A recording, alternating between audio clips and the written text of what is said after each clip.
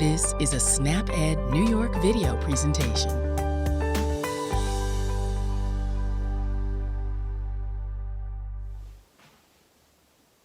Hi everyone, it's Kim with Cornell Cooperative Extension. I work with our SnapEd program. I'm here today with a workshop from MyPlate for my family. The topic is fruits and vegetables, simple solutions. While we're going over the information, I want you to keep in mind, kids take the lead from you. If you're putting fruits and vegetables into all of your meals, your kids will too. You may want to grab a pen and paper as we're going to be going over a lot of information in this presentation. Let's start by looking at MyPlate. By making healthy choices from all 5 food groups, we are more likely to get the nutrients we need to help us do what we want and need to do. Following the guidelines helps with weight management and reduces the risk of obesity and other chronic diseases. We are going to focus on fruits and vegetables. MyPlate shows us half of what we eat should be fruits and vegetables. People who follow these guidelines and make half of their plate fruits and vegetables as part of an overall healthy eating style are likely to have a reduced risk of some chronic diseases. Fruits and vegetables are generally low in calories and fat, but rich in fiber, so they can help maintain a healthy weight. They're full of important nutrients like vitamins A and C and minerals like potassium and magnesium, as well as the fiber.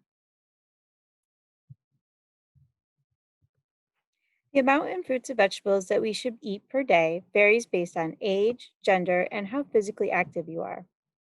You can get personalized recommendations at choosemyplate.gov, but for now, let's look at some averages. We'll start with fruit. Everyone needs to focus on whole fruit. Fruits provide nutrients vital for health. When you focus on whole fruit, you get all the fiber and nutrients with fewer calories. An average child that's 8 and under needs 1.5 cups of fruit. An average adult that is moderately active needs 2 cups. And an average teenager needs 2.5 cups per day. Now let's look at vegetables. Everyone needs to vary their veggies. Different veggies have different nutrients, and your body needs them all. Most people need more leafy green, red, and orange vegetables than they eat. An average child 8 and under needs 1.5 cups per day. An average adult that is moderately active needs 2.5 cups per day. An average teenager needs 3.5 cups per day. One of the easiest ways to get what you need is to make sure when you look down at your plate, it's half filled with fruits and vegetables.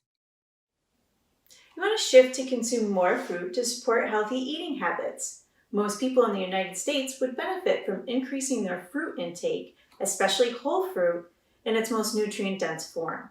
Some strategies to do that is to have it in a salad or a side dish, eat it as a snack, or have it for dessert in replace of foods that have added sugar like cookies and pies and other desserts that we typically think of. We know that the average adult should be having about 2 cups of fruit per day. But how do you know what a cup is? It's easy enough to take these strawberries or blueberries, throw them in a measuring cup, and you know what you've got. Let's say you take this apple. An apple or any other whole fruit that's about the size of a baseball is going to be equal to 1 cup.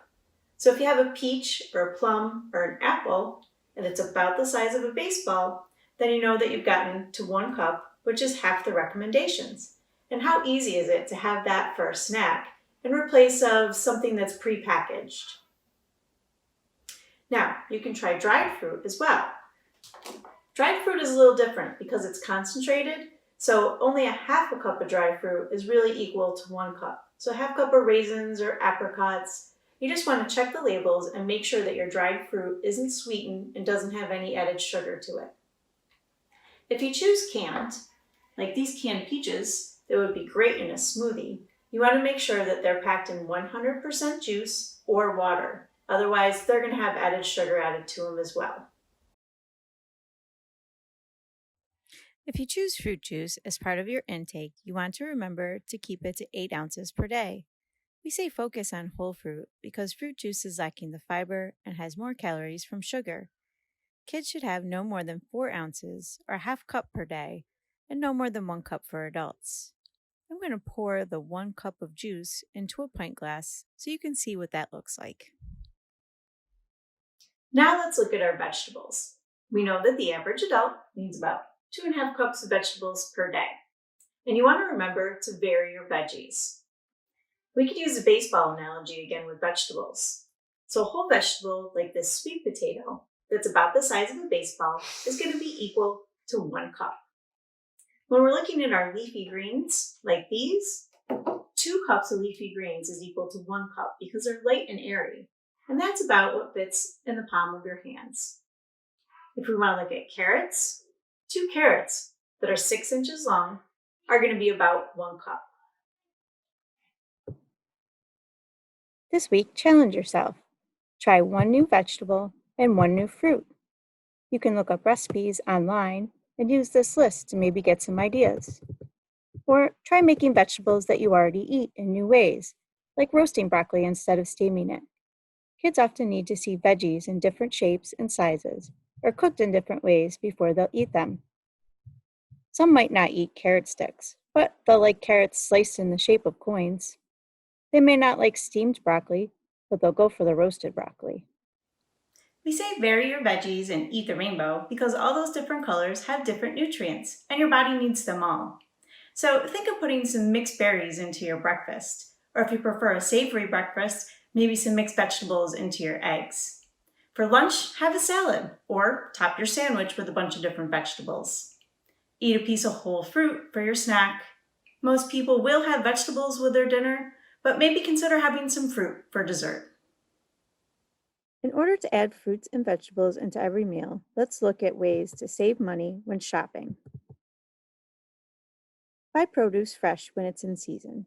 Check your local farmers market for the best prices. And check store deals during spring and summertime at your local grocer. Frozen food is frozen at peak freshness and is less expensive when produce is not in season. Frozen veggies are great in a stir fry, pasta dish, casseroles, and soups. Frozen fruit can be used in smoothies or homemade pancakes. Canned fruits and vegetables are canned at peak freshness and can be used the same way as frozen. Look for low sodium vegetables and beans, and look for fruit packed in 100% juice or water. All of these tips can be found on the handouts that come along with this class. It may be a good idea to print out what counts as a cup and hang it on your refrigerator so you have it for easy reference. One of the biggest barriers parents always say they have is getting their kids to eat their veggies. So let's look at some ways we can get kids to eat fruits and vegetables at every meal. You want to start by setting a good example and making half of your plate fruits and vegetables. You want to vary your veggies. Serve a variety of different vegetables at every meal that your family can enjoy. Let them learn by serving themselves. Have sliced up veggies like celery and carrots in your refrigerator so the kids can help themselves. Have a bowl of fruit with apples, bananas, peaches, whatever's in season and whatever they enjoy sitting out on the counter so they can grab it on the go.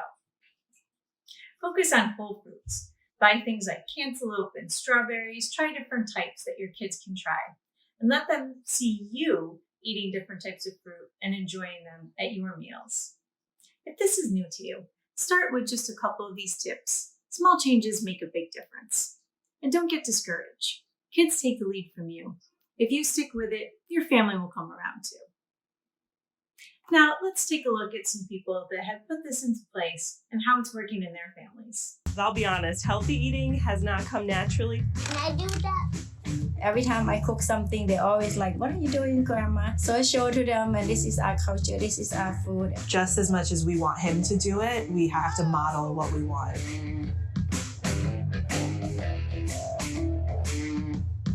To me, healthy eating is real food, balanced, and a colorful plate. That's how we teach the kids healthy eating. It's a little bit crazier with us with the newborn. We used to just eat together on the table. Now we just take turns, my husband and I. If I had any tips to give to another pregnant or breastfeeding mother, I would definitely say keep a lot of snacks in your bag. It was really easy for me to grab apples while I was driving in the car if I was starving, and always tons of water. I do the cooking, I do the food shopping, and then if Sophia is helping with dinner, I'm always in like a teacher mode. And I'm just teaching. Does it look good? Yes. Does it taste good? Yes. And is it healthy? And we kind of go through that as we cook.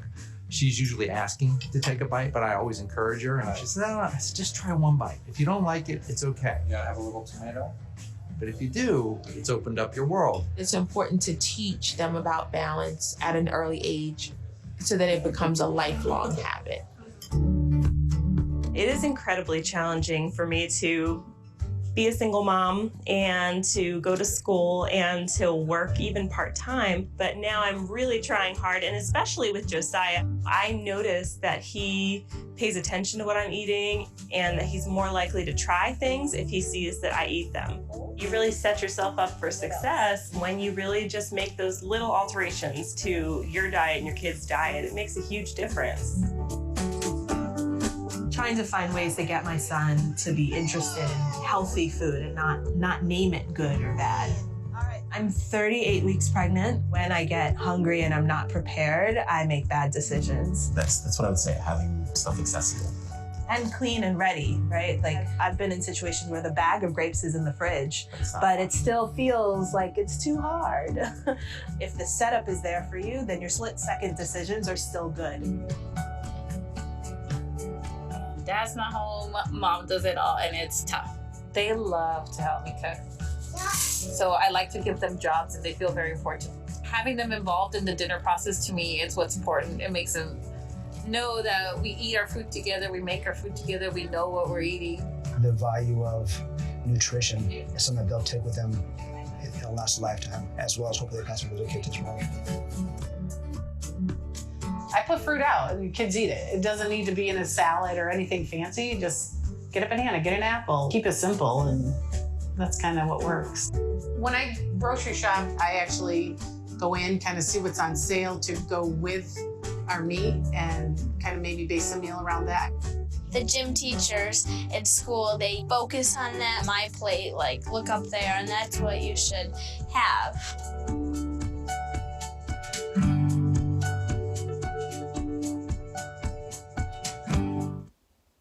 I hope that those family stories and the information you get from this video encourage you to start making half of your plate fruits and vegetables, focusing on whole fruit, varying your veggies, and letting kids take the lead from you. Thank you for joining us today. We know the healthy choice isn't always the easiest choice, but small changes can make a big difference. Start today by getting involved with SNAP Ed New York. This program is free for those who qualify or receive SNAP benefits. We want to help you save time, save money, and eat healthy. Learn how SNAP Ed can make a difference in your life. For more information and to find your local program, visit snapedny.org. This material is funded by USDA's Supplemental Nutrition Assistance Program. SNAP. This institution is an equal opportunity provider.